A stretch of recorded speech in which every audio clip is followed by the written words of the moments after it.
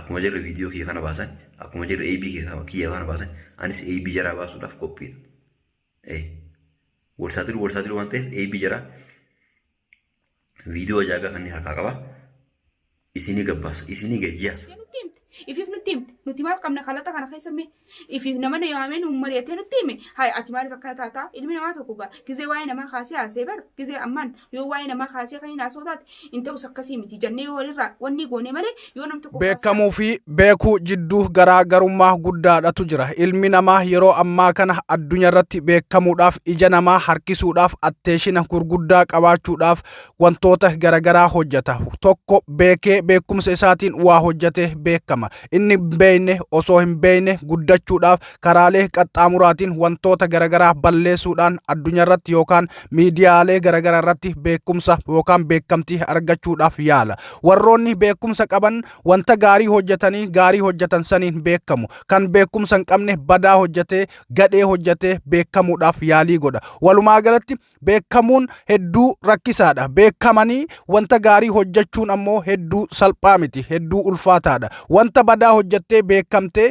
yoo waan gaariin hin beekamne ammoo sandaran fokkisa. Ashama harka fuune ilmaan Oromoo eedila addunyaa kanarratti argamtan hundi keessan bakkuma jirtanitti nageenyi koo kan kabajaa laga qaxxaamuree tulluu qaaree isinaa dhaqqabuun isiniin jedha. An mootii miidiyaadha. Mootii miidiyaadhaaf warroonni haaraa taatan subscribe gochuudhaan maatii keenyatti dabalamaa. Warroonni armaan dura maatii keenya turtan irra deebiidhaan baga nagayaan gara chaanaala kanaatti dhuftan. Guyyaa har'aa qophii addaa isiniif qabadhee dhiyaadhee jira. Waa'ee ijoollee Yamaniidha. Ijoollee Yamanii yeroo jedhu Hajji Caaltuu Roozii fi Kuulanii irratti wanta addaa isiniif qabadheetti dhufe.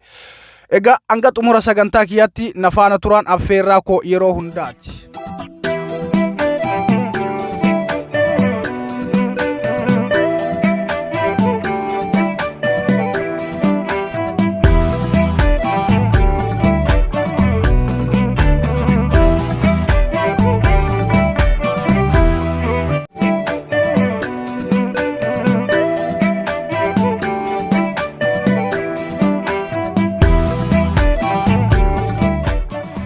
Akkuma beekamu ijoolleen Yamaniidha. Ijoolleen hedduu jaalannu kabaja guddaa qabnuuf wanta gaggaarii wanta barumsa qabuuf piraankiilee ajaa'ibsiisoo hedduu nama bashannansiisanii fi wantoota garagaraa hojjechuudhaan beekaman yeroo ammaa kana dhimma hin taane dhimma fokkisaa dhimma nama aarsu keessa galaniiti ganamaa fi galgala viidiyoo hin taane walii deebisaati jiru.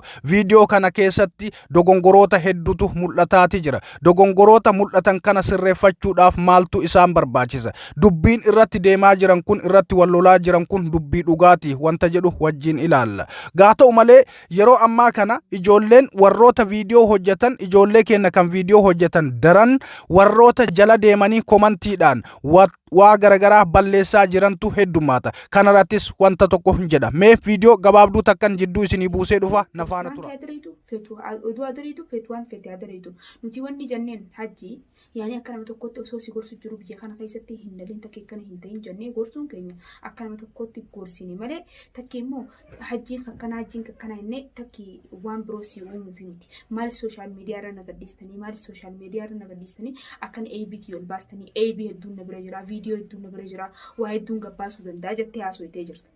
AB yoo qabaatu taate waa hedduu yoo gabbaasuu taate Hajji amma gabbaasi idda dantaati yaa jechuun yoo ABT yoo qabaatu taate. Agarte yoo mistira yoo qabaatu taate deebi namni duraan dursee akka nama tokko nama gaafata an telefoonni yoo cufaadha akkuma jettetti jechuudha telefoonni yoo cufaadha dalagaa fi hin deebi asii hin jiru jechuudha si galaanti arraan tanaan dhufe akkaan dhufetti jechuudha akkumaan dura dhufetti viidiyoo kee argee gizeen argee aaraaniin viidiyoo kanarra bee dhufee wanta akkanaaf akkana hin jenne jechuudha maaliif jennaan yaani ilmi namaa tokko nama kana naa gaafadha takki viidiyoo san isinii piraanki nu godhuudhaaf takki immoo isin gadhiiste moo maaliif gadhiiste isin gadhiiste malee nu gadhiiste yuutuuba keenya gadhiifame yuutuuba keenya gadhiifame waan ta'e illee waan sin dura na gorsaa turtan sanatti dhugaa ta'e maali inni wanni si gorsaa ture mana kiimitii ulfa baati sadii garanaa jira ulfooyte osoo nu si gorsinu Daga hayya ulfooyte eegas boodoo. Achitti ulfaa'eetimnaan torbee tokko ga'ee nagate. Laal dhiirtii duraanuu dhiirtii sanaa dhiirtii warra yaman gizee heerumtee takki immoo ulfataatee takki immoo ati miila isaanii jala cabtee beekama. Simbeekan. Yeroo Amma duraa jennee. aatii si gatee jechuudha osoo Nagate kuta torbe tokko. ati amma ulfooyita dhugan. Ulfa. Ilaalchistee Of laachise. maal siin jedhu nuti duraanuu mucaan kun siin ta'uu siin jedhedha. Ammaan tana garaa qabda. Garaa qaba. Akkana gaa. Cabtee gaama miila isaatii jala taatee ni kadhatta gaa ganaa jala galtee. Maarree hojja. Hoottu kaa maarree akka duraanii sanii jiru. Amma aarii kana aariin beeku jechuudha. Yoo dhugaa isin hime jechuudha. Maaliif waan akkanaa narratti tareetanidha? Mee anummaan kun maaluma isin balleesse? Badiin kee maalidha? Dhaggeeffattoota kee dhiifama naa godhaati. Dhugaa rabbii jechuun piraankii sana irratti akkuma gadhiifame jechuudha. Caaltuun roozaaf kuulan irratti dalagdee turte. Piraankiin erga dalagame caaltuun illee erga gadhiifte. Garuu isin piraankii barbaadde yoo isin irratti dalagde akkamitti isin waan akkanaa dubbattanidha walumaa galatti. Wanni kana hunda isin dubbise maali? Akkuma argitan kanatti yeroo jalqabaa viidiyoo walirratti hojjetan piraankii mana caaltuutitti piraankii wal waamanii piraankii hojjetan. Shamarran yeroo walgaan dubbii akkanaa kan haasa'uun dirqama.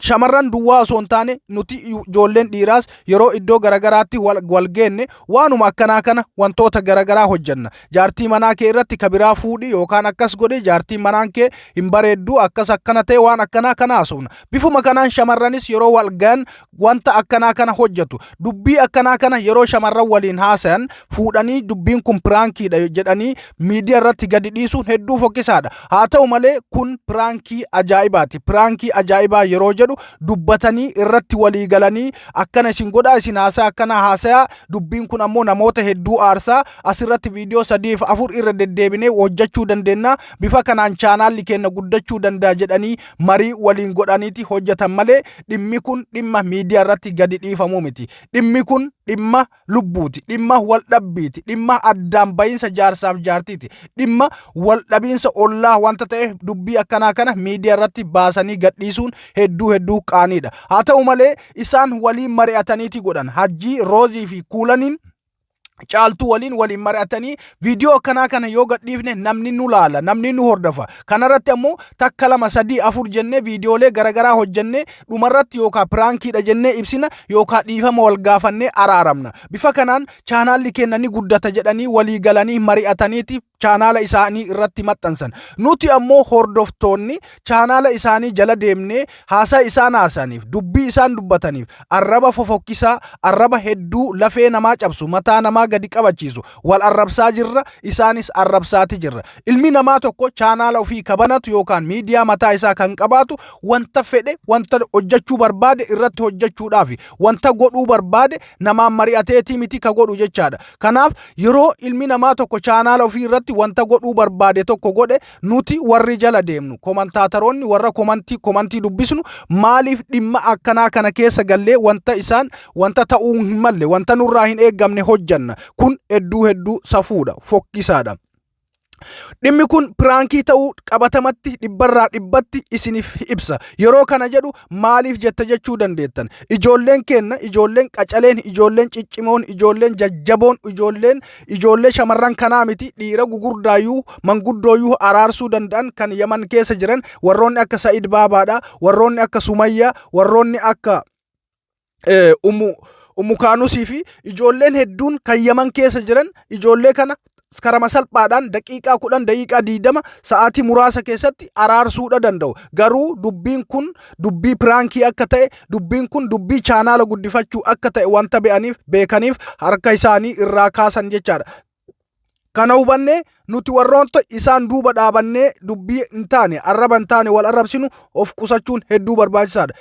Ijoolleen Yamaniidhaa ammaan dura hojii babbareedaa, hojii mimmiidhagaa hojjechuudhaan beekamu. Hundi keessanuu ni beektu. Even viidiyoolee garagaraa yeroo maran viidiyoo san walii dabarsaniiti waliif hunduu chaanaala irratti fe'ata. Yeroo viidiyoo gaarii yookaan piraankii bareeda dalagan ijoollee Yaman jiran hundi isaanii viidiyoo san yookaan piraankii san chaanaala ofii irratti ni hidhatu jechaadha. Gadi dhiifatu. Yeroo adda addaatti mana walii dhufanii akka ajaa'ibaatti gaafiilee garagaraa, qophiilee garagaraa, diraamaa garagaraa yookaan akka haflaa addas yoo qabaatan wal gaaniiti waliin viidiyoo maratu. Kun wal jaalala isaanii, cimina isaanii, tokkummaa isaanii agarsiisa. Jaalallii fi kabajni isaan waliif qaban biyya san keessattis jaalatamanii akka kabajamanii jiraatan jiraatan isaan godheeti jira. Garuu jidduu kanatti maaltu argame yoo jenne wanni argame tokkollee hin jiru. Nagaatu jira. Isaan viidiyoo hojjetaa jiran, piraankii hojjetaa jiran, nuti warri dubbii isaa jiru. Nuti warri jala deemee komantii hin taane barreessuudhaan taajjabbii hin taane keessa seenaa jiru. Kanaaf wantoota akkanaa kanarraa ufaa eeggannu. Yoo dubbiin kun dhugaa akka